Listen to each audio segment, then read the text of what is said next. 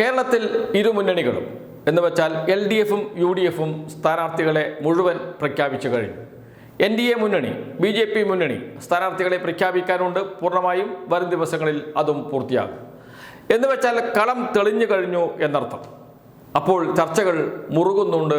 മൂന്നാം തുടർഭരണം LDFിൻ്റെ ഉണ്ടാകുമോ എന്ന്. അതല്ല, UDFിന് അട്ടിമറി വിജയമുണ്ടാകുമോ? 10 വർഷമായി പുറത്തു നിൽക്കുന്നു. അതുകൊണ്ട് ഒരു അട്ടിമറി ജയത്തിലേക്ക് UDF വരുമോ? ഇതാണ് കേരളത്തിൽ നടക്കുന്ന പ്രധാന ചർച്ച. ഇതിൽ കഴിഞ്ഞകാല തെരഞ്ഞെടുപ്പുകളെ വിശകലനം ചെയ്തുകൊണ്ട് LDFിന് ഒരു മൂന്നാം ഭരണത്തിന് സാധ്യതയുണ്ട് എന്ന് പറയുന്ന ഒരു വാർത്ത ഇന്ത്യൻ എക്സ്പ്രസിൽ വന്നിട്ടുണ്ട്. Poll patterns portray advantage left എന്നാണ്. എന്ന് വെച്ചാൽ തെരഞ്ഞെടുപ്പ് ചരിത്രം 2008 മണ്ഡല പുനർനിർണയം നടക്കുന്നത്. അതിനുശേഷം നടന്ന 3 തെരഞ്ഞെടുപ്പുകളുടെ ചരിത്രവും കണക്കും വിശകലനം ചെയ്താൽ LDFിനാണ് മേൽക്കൈ എന്നാണ് ഇന്ത്യൻ എക്സ്പ്രസ് പറയുന്നത്. വസ്തുതയാണ്, കണക്കാണ് അവതരിപ്പിക്കുന്നത്. അതുകൊണ്ട് തന്നെ അതിൽ തെറ്റു പറയാനില്ല. എന്താണ് ആ കണക്ക് എന്നല്ലേ? കഴിഞ്ഞ 3 തെരഞ്ഞെടുപ്പുകൾ 2008 നടന്ന മണ്ഡല പുനർനിർണയത്തിന് ശേഷം നടന്ന 3 തെരഞ്ഞെടുപ്പുകൾ 2011, 16, 21. ഈ 3 തെരഞ്ഞെടുപ്പുകളിലും CPM മണ്ഡലങ്ങളുടെ എണ്ണം 39. 39 സീറ്റുകളിൽ 3 തവണയും തുടർച്ചയായി LDF CPM ജയിച്ചിട്ടുണ്ട് എന്നർത്ഥം. ഇതിന് മറ്റൊരു അർത്ഥവും കൂടിയുണ്ട്. ഈ 39 സീറ്റുകൾ CPMൻ്റെ ഉറച്ച സീറ്റുകളാണ്. ഒരു കാലത്തും അട്ടിമറിക്കാൻ കഴിയാത്ത സീറ്റുകളാണ് എന്നാണ് ഇന്ത്യൻ എക്സ്പ്രസ് പറയുന്നത്.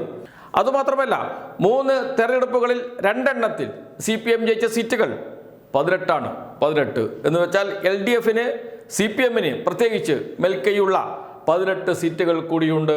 കാരണം കഴിഞ്ഞ 2 തെരഞ്ഞെടുപ്പുകളിൽ തുടർച്ചയായി CPM ജയിച്ച മണ്ഡലങ്ങളാണ് ഇവ. 18 എണ്ണം രണ്ടും ചേർക്കുമ്പോൾ ആകെ 57 സീറ്റായി. 57 സീറ്റ്. ഇനി LDFിലെ മറ്റൊരു പ്രധാനപ്പെട്ട ഘടകകക്ഷിയുണ്ട്, CPI. തുടർച്ചയായി 3 തവണ ജയിച്ച മണ്ഡലങ്ങളുടെ എണ്ണം 12. അതേപോലെ തന്നെ കഴിഞ്ഞ 2 തെരഞ്ഞെടുപ്പുകളിൽ ജയിച്ച സീറ്റുകളുടെ എണ്ണം 6. 12ഉം 6ഉം കൂട്ടുമ്പോൾ 18. നേരത്തെ CPMന് ലഭിച്ച 57ഉം CPIയുടെ 18ഉം കൂട്ടുമ്പോൾ ആകെ സീറ്റ് 75 സീറ്റുകൾ. മറ്റ് ഘടകകക്ഷികളുടെ സീറ്റുകളൊന്നും കണക്ക് കൂട്ടാതെ തന്നെ LDFിന് തുടർഭരണം കിട്ടും, കേവല ഭൂരിപക്ഷം കിട്ടും എന്നത് ഈ കണക്കുകൾ നമ്മോട് പറയുന്നുണ്ട്. ഇനി നമുക്ക് UDFിൻ്റെ കാര്യം നോക്കാം. UDFിൽ കോൺഗ്രസ് കഴിഞ്ഞ 3 തെരഞ്ഞെടുപ്പുകളിലും 2011, 16, 21 തെരഞ്ഞെടുപ്പുകളിൽ ജയിച്ച സീറ്റുകൾ 12 സീറ്റുകൾ. ഇനിയിപ്പോൾ കഴിഞ്ഞ 3 തെരഞ്ഞെടുപ്പുകളിൽ 2 എണ്ണത്തിൽ ജയിച്ച സീറ്റുകളുടെ എണ്ണവും 12. 12 കൂട്ടണം 12, അങ്ങനെ 24 സീറ്റുകൾ. ഇനി UDFിലെ പ്രധാനപ്പെട്ട ഘടകകക്ഷിയാണ് ഇന്ത്യൻ യൂണിയൻ മുസ്ലിം ലീഗ്. ഇന്ത്യൻ യൂണിയൻ മുസ്ലിം ലീഗ് കഴിഞ്ഞ 3 തവണ ജയിച്ച സീറ്റുകളുടെ എണ്ണം 14. 14 സീറ്റുകളിൽ തുടർച്ചയായി ഇന്ത്യൻ യൂണിയൻ മുസ്ലിം ലീഗ് ജയിച്ചിട്ടുണ്ട്. കഴിഞ്ഞ 2 തെരഞ്ഞെടുപ്പുകളിൽ ജയിച്ച സീറ്റുകളുടെ എണ്ണം 2.